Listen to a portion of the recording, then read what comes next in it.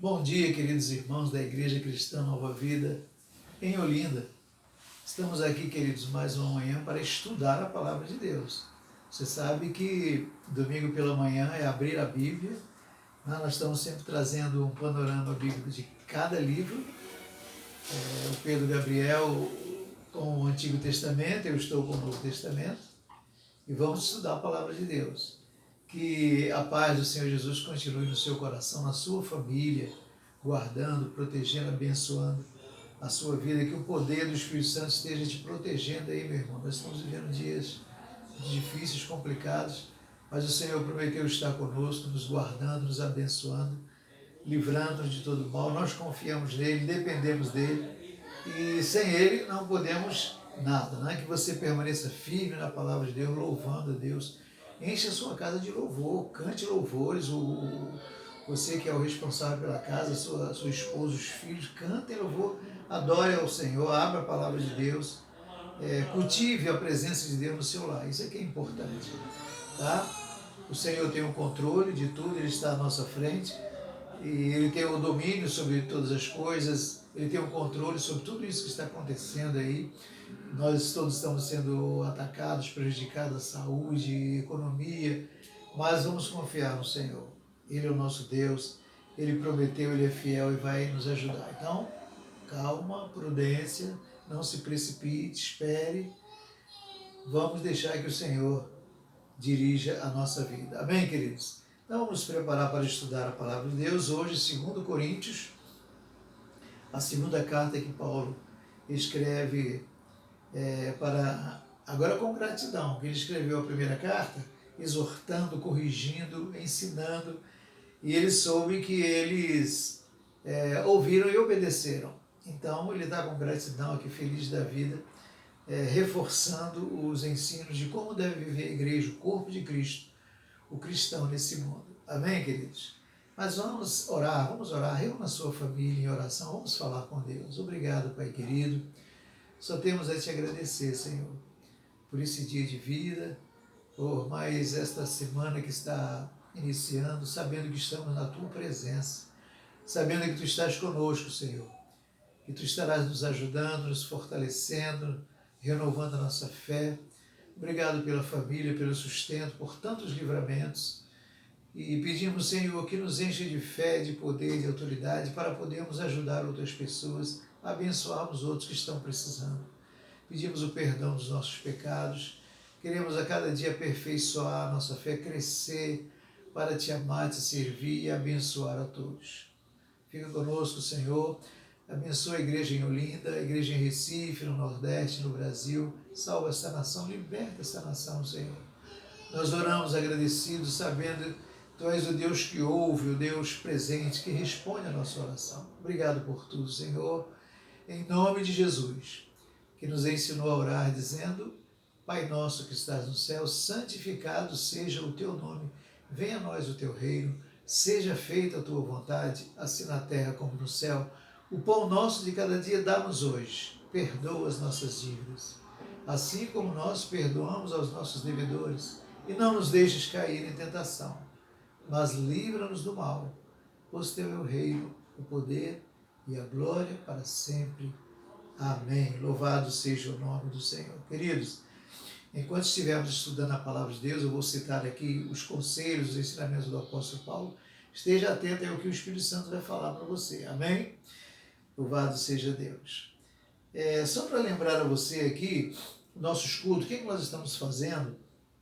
Hoje à noite, o nosso culto presencial. Então, toda a Igreja Cristã Nova Vida em Olinda, vá ao nosso templo para adorar a Deus, ouvir a mensagem da palavra de Deus, ter comunhão com os irmãos. Assim, de um modo assim meio distante um do outro, né? Todo mundo de máscara, não esqueça, mas leve um visitante, convide alguém para ouvir a palavra de Deus. Na terça-feira temos a nossa reunião de oração, 20 horas, no Zap. Participe. Esse é o momento em que nós nos reunimos para clamar a Deus. Cerca de 12 irmãos oram, temos música, louvor. Participe toda terça, 20 horas. E na quinta-feira, a pregação da palavra de Deus. Estamos pregando sobre o livro de Hebreus. Nesse sábado não teremos o culto 18 horas de adoração, Pedro Gabriel está fazendo de 15 em 15 dias, tá bom? E no domingo, 9h30, estudo bíblico, e à noite, 18 horas, nosso culto presencial. Diariamente, nossos devocionais, temos aí o mês inteiro um irmão ou irmã que traz uma mensagem de 5 minutinhos que abençoa muito a nossa vida, que edifica a nossa vida. Participe também. 7 da manhã, né, você já está de pé, levantou, coloque lá a mensagem para ouvir, que muito irá abençoar a sua vida. Amém, queridos? E assim nós vamos trabalhando, fazendo a nossa parte, esperando, confiando que o Senhor estará resolvendo tudo. E na hora certa, estaremos aí livres para nos encontrar, para estarmos todos juntos. Os idosos não podem ir ainda agora no culto presencial, as crianças também. As nossas crianças estão sentindo muito, né? Todos nós, mas vamos deixar o Senhor agir, Ele está à nossa frente. Amém, queridos? Muito bem. Essa segunda carta do apóstolo Paulo aos Coríntios, ele ia para uma cidade, plantava aquela igreja, deixava um ministro ali, fortalecia a igreja, ficava 1 ano, 2 anos, como ele fez em Éfeso, Filipos e em Colossos, e saía nas suas viagens missionárias, porque Deus o chamou para isso, para levar o evangelho aos gentios, aqueles que não o conheciam. Então, na igreja de Coríntios, essa igreja que ele amava muito, igreja forte, igreja cheia do Espírito Santo, cheia de dons espirituais, ele soube que a igreja estava indo por um caminho errado. Então ele envia a primeira carta com exortação, com ensinamento, punindo pessoas, disciplinando, e também respondendo a muitas dúvidas, muitas perguntas que eles tinham. Ele soube que eles ouviram, entenderam, aceitaram, se arrependeram dos seus pecados e erros. E Paulo, com muita gratidão, estava feliz, agradecendo a Deus por isso, por essa mudança, e escreve a segunda carta, dando novos ensinamentos que abençoam a nossa vida. Então fique atento, abra a sua Bíblia aí, 2 Coríntios. 2 Coríntios, nós vamos dar uma corrida aqui, não tem como estudar tudo, são 13 capítulos, mas vamos retirar aqui o máximo para edificação da nossa vida. Aqui nessa segunda carta aos Coríntios, ele ensina, exorta, ele ensina sobre como ofertar, como ajudar, como contribuir para as pessoas. Também ele defende o seu ministério apostólico, ele era muito atacado, né? Então ele defende o seu ministério. Ele ensina sobre o cuidado que nós devemos ter dos falsos mestres que penetram no meio da igreja e trazem ensinos errados que não tem nada a ver com o Evangelho. O cuidado com o mundanismo, não deixe o mundanismo tomar conta da sua vida, da igreja, da sua família. E também ele ensina muito sobre humildade. O cristão tem que viver uma vida humilde, simples, porque Jesus viveu assim. Nós estamos seguindo a Jesus, estamos sempre seguindo, temos que seguir os seus passos. São ensinamentos que ele enfatiza aqui, que eu quero ver com você agora passo a passo, tá? Então abre aí, 2 Coríntios, capítulo 1.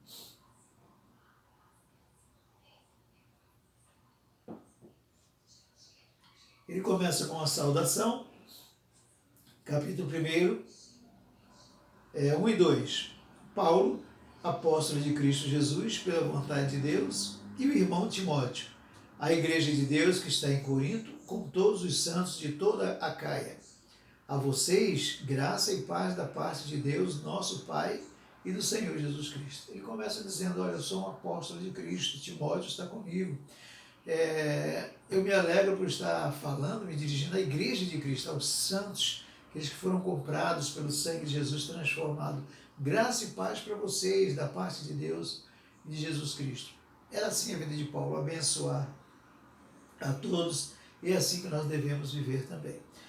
Prosseguindo, já aí no versículo 3 a 11, nós vamos ler isso aqui, Paulo está dizendo o seguinte, queridos, entendam que nós sofremos, passamos por lutas, tribulações, mas nós confiamos no Deus que pode todas as coisas, que nos ama e nos conhece. Sabe o que ele faz? Ele nos ajuda, nós enfrentamos a luta, as batalhas, vencemos, somos consolados por ele, nos alegramos, e tudo isso serve para quê? Para consolar outros. Então é uma dinâmica de Deus. Ele nos conforta, nos consola, nos ajuda para que possamos confortar outros. Capítulo 1, do 3 a 11. Acompanhe aí, do 3 ao 11, versículo.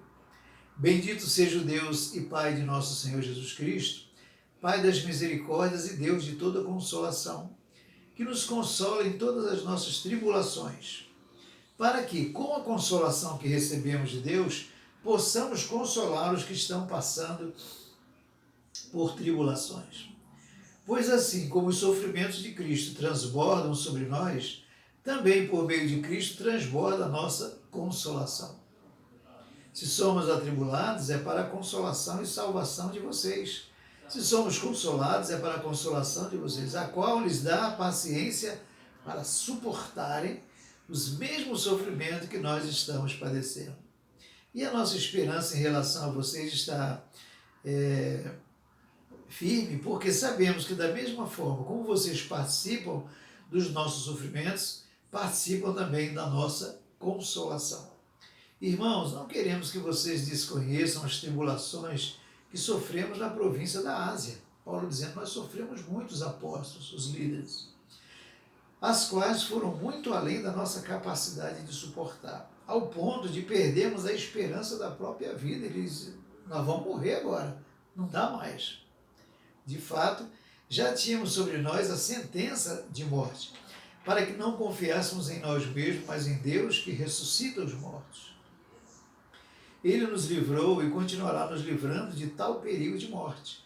Nele temos colocado a nossa esperança de que continuará a livrar-nos. Enquanto vocês nos ajudam com as suas orações, assim muitos darão graças por nossa causa, pelo favor a nós concedido em resposta às orações de muitos. O que Paulo está dizendo aqui? É um conselho tremendo para mim e para você. Ele está dizendo, queridos, da mesma maneira como Jesus sofreu nesse mundo para nos salvar, nos libertar, e o Pai o fortaleceu, o confortou, da mesma maneira nós, ele está se dirigindo aos líderes da igreja, os pastores, os bispos, aqueles que têm a responsabilidade pela igreja, sofrem também. Mas o Senhor nos ajuda, nós vencemos e consolamos vocês, os membros da igreja. Vocês, membros da igreja, também sofrem tribulações e lutas na família, no trabalho, perseguições, traições, ingratidão, não é? O relacionamento com os filhos, tanta luta, doenças, problemas. Mas o que ele está dizendo? O Espírito Santo que nos consolou vai consolar vocês também, para que vocês possam confortar outros. A nossa família, nossos amigos, esse mundo vive em sofrimento, em desespero, mas como nós temos o consolo, o conforto de Cristo, nós podemos ajudar outros. Essa é a dinâmica do Reino de Deus. É assim que o Senhor estabeleceu. Amém? Aprenda essa lição, não esqueça, enfrente e vença as suas lutas, porque o Senhor irá te usar para abençoar outros. O que Paulo continua ensinando agora, já no capítulo 2, ele diz, para que possamos viver assim, nós temos que manter um coração puro, um coração perdoador. Nós somos traídos, magoados, feridos, e a tendência é fechar o coração, ficar zangado, aborrecido com o outro, os problemas da vida. Mas Paulo diz, não é assim. Nós fomos salvos para servir a Deus, Ele nos ajuda para nós ajudarmos outros. Então no capítulo 2, já estou no 2, de 5 a 11, eu vou ler aqui. Se um de vocês tem causado tristeza, não a tem causado apenas a mim, mas também em parte, para que eu não seja demasiadamente severo a todos vocês. A punição que lhe foi imposta pela maioria é suficiente. Agora, ao contrário, vocês devem perdoá-lo e consolá-lo, para que ele não seja dominado por excessiva tristeza. Se alguém pecou, errou, na família, na igreja, a pessoa foi disciplinada, foi punida, chamou a atenção, agora perdoa, para que ele não seja consumido, uma tristeza destrua sua fé, sua vida. Perdoa e vive em paz com ele. Eu lhes escrevi com o propósito de saber se vocês seriam aprovados, isto é, se seriam obedientes em tudo. Se vocês perdoam alguém, eu também perdoo, e aquilo que perdoei, se é que havia alguma coisa para perdoar, perdoei na presença de Cristo por amor a vocês, a fim de que Satanás não tivesse vantagem sobre nós, pois não ignoramos as suas intenções. Queridos, toda confusão, toda briga, toda divisão, no lar, divisão no lar, com os filhos, na empresa, tudo isso é arma do diabo, é cilada do diabo, para nos entristecer, criar inimizade entre nós, discussões, brigas, e separações, isso tudo são armadilhas do diabo. Então, o apóstolo Paulo está nos aconselhando para ficarmos atentos a isso. A nossa luta não é contra a carne e sangue. Nossa luta é contra o diabo, contra os demônios, as potestades, os principados que vêm perturbar a nossa vida para que possamos perturbar outros e viver em desarmonia. Não. Paulo diz, perdoe, tenha um coração puro, um coração perdoador, porque assim vocês vão viver em paz, fortalecer as suas vidas e juntos vão enfrentar os ataques do diabo, vencê-los, repreendê-lo em nome de Jesus. E depois desse ensinamento, ele diz assim, sabe por que nós temos que viver assim? Porque antes de falar alguma coisa do Evangelho de Jesus para as pessoas estão vendo a nossa vida, estão vendo o nosso testemunho dentro da nossa casa, na empresa, na universidade, nas ruas, estão vendo o nosso testemunho de vida antes de falar. Então ele diz, nós somos uma carta viva. As pessoas olham para nós e aquele ali é cristão, e começam a ler a nossa vida. Antes de falar, eles conhecem como estamos vivendo.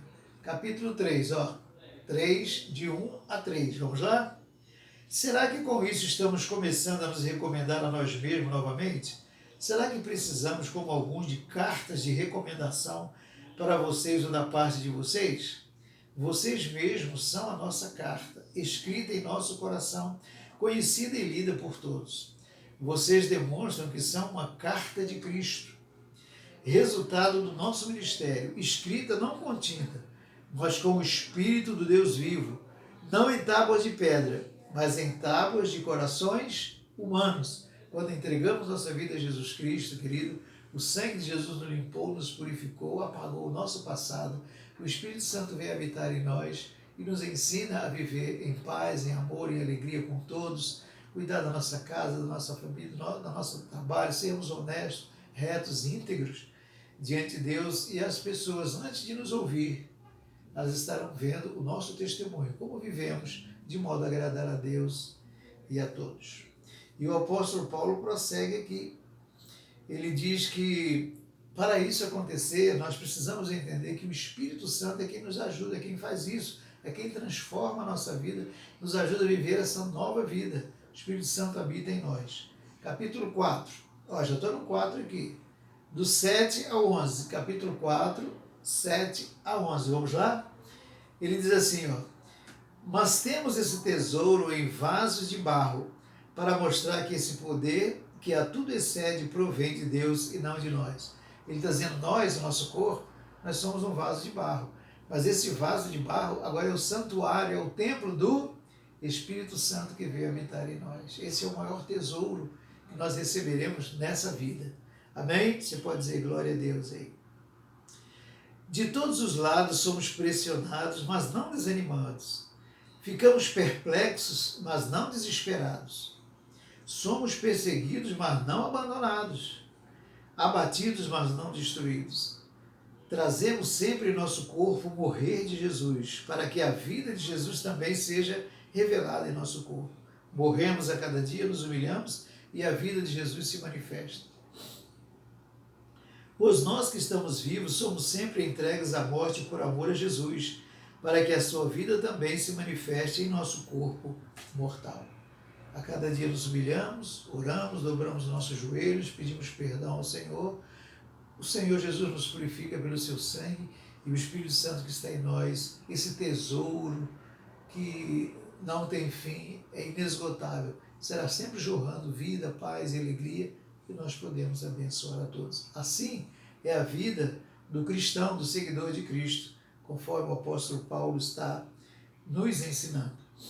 Aí, queridos, ele diz, então, que com essa vida cheia do Espírito Santo, santa, pura, nós podemos ajudar uns aos outros, devemos ajudar uns aos outros, estar atentos às necessidades das pessoas ao nosso redor, na família, na igreja, enfim, nossos vizinhos, e ajudar de acordo com as suas possibilidades.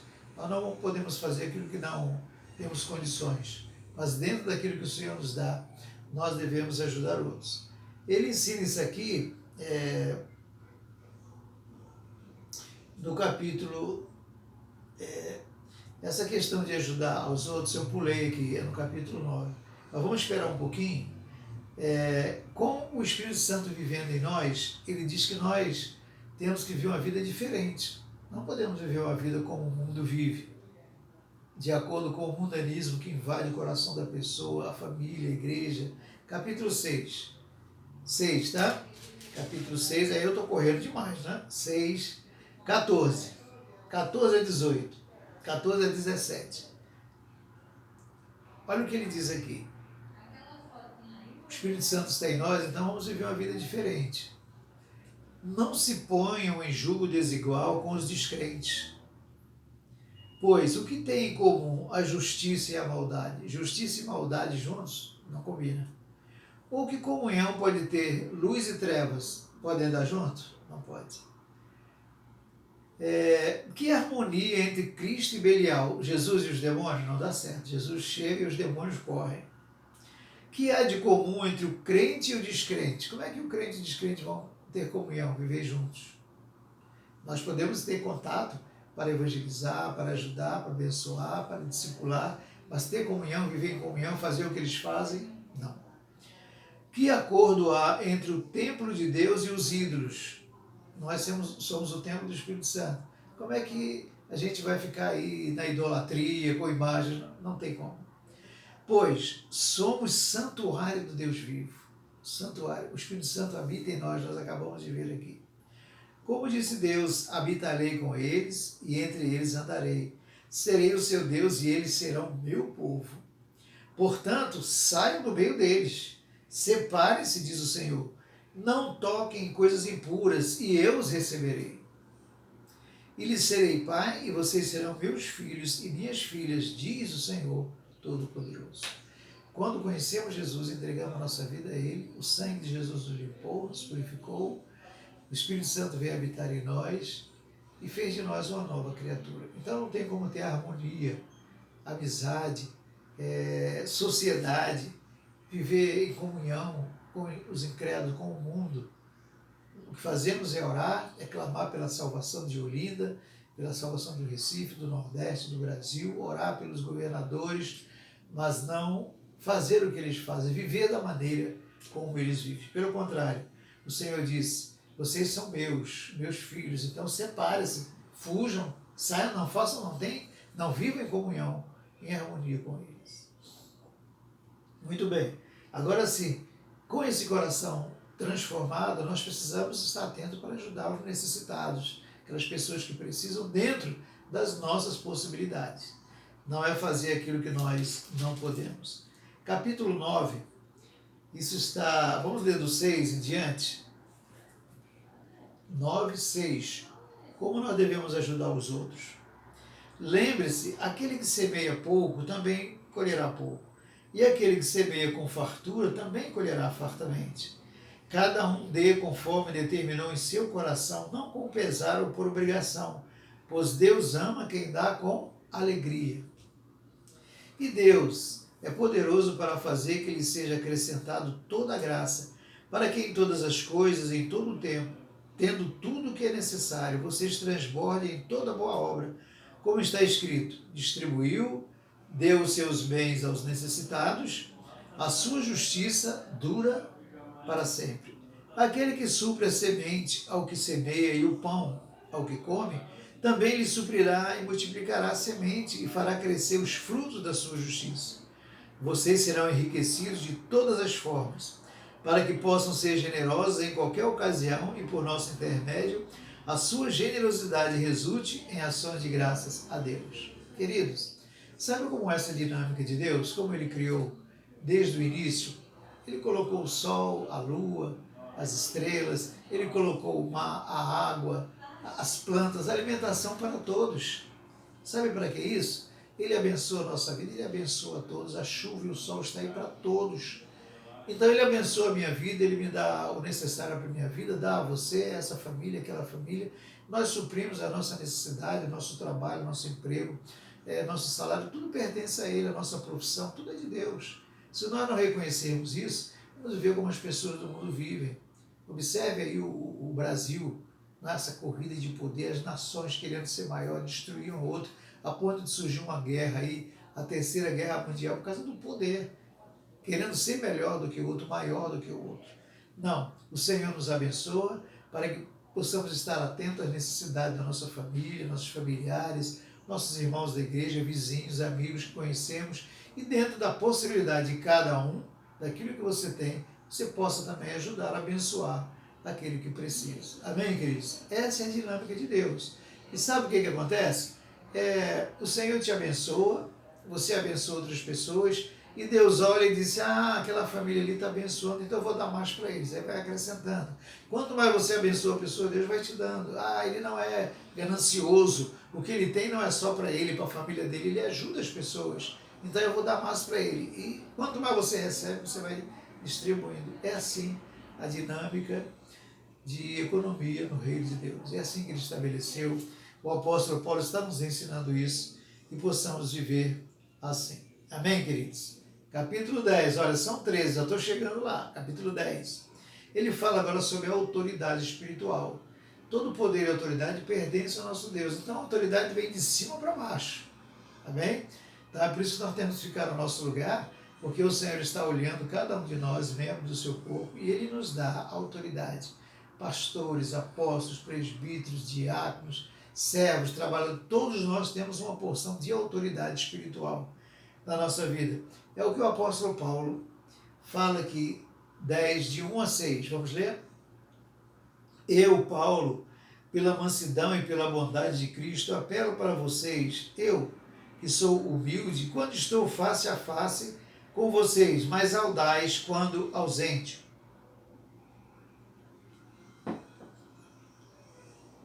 Rogo-lhes que, quando estiver presente, não me obriguem a agir com audácia, tal como penso que ousarei fazer para alguns que acham que procedemos segundo os padrões humanos. Existia um grupo ali em Corinto que não gostava muito do apóstolo Paulo, não aceitava muito os seus ensinamentos e ficavam rejeitando, falando dele. Ele disse, olha, quando chegar aí, se preparem, nós vamos acertar isso aí. Pois, embora vivamos como homens, não lutamos segundo os padrões humanos. As armas com as quais lutamos não são humanas, ao contrário, são poderosas em Deus. As armas que nós usamos são a oração, o jejum, a palavra, a verdade.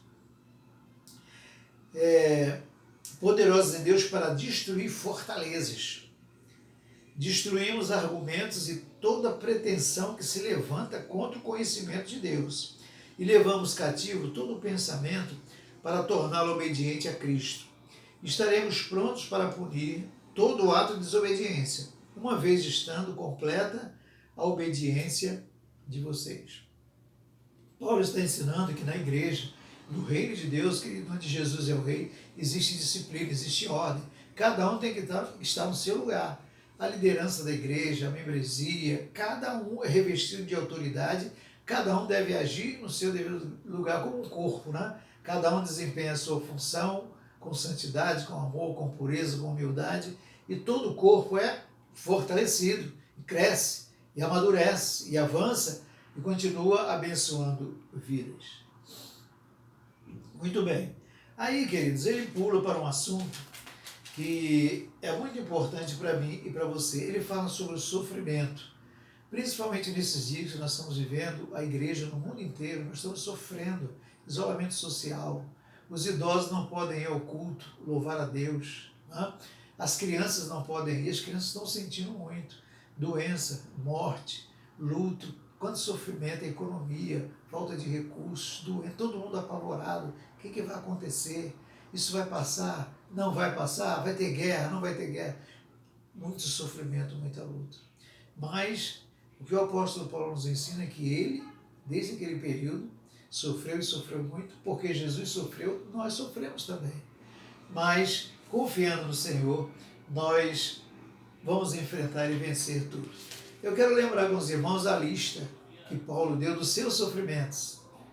Vamos lá? Você vai acompanhar aí? O capítulo 11, 23. 11, 23, tá? Vamos lá.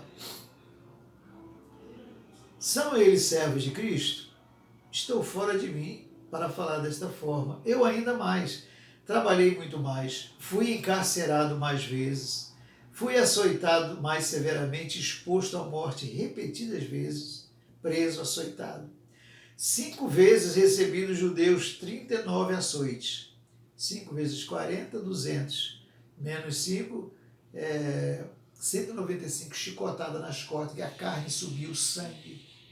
Paulo, para pregar o evangelho por amor aos perdidos. 3 vezes fui golpeado com varas, 1 vez apedrejado, 3 vezes sofri naufrágio, passei 1 noite e 1 dia exposto à fúria do mar. 1 noite e 1 dia, o mar. Estive continuamente viajando de uma parte para outra, enfrentei perigo nos rios, perigo de assaltantes, perigo de meus compatriotas, perigo dos gentios, perigo na cidade, perigo no deserto, perigo no mar e perigo dos falsos irmãos. Trabalhei arduamente, muitas vezes fiquei sem dormir, passei fome e sede, muitas vezes fiquei em jejum, suportei frio e nudez. Além disso, enfrento diariamente uma pressão interior, a saber, minha preocupação com todas as igrejas. Luta por fora e luta por dentro. Preocupação com cada irmão, com cada família, com a igreja. Quem está fraco, que eu não me sinta fraco. Quem não se escandaliza, que eu não me queime por dentro. Portanto, queridos, todos nós sofremos nesse mundo. Todos nós passamos lutas, tribulações, uns de uma maneira, outros de outra.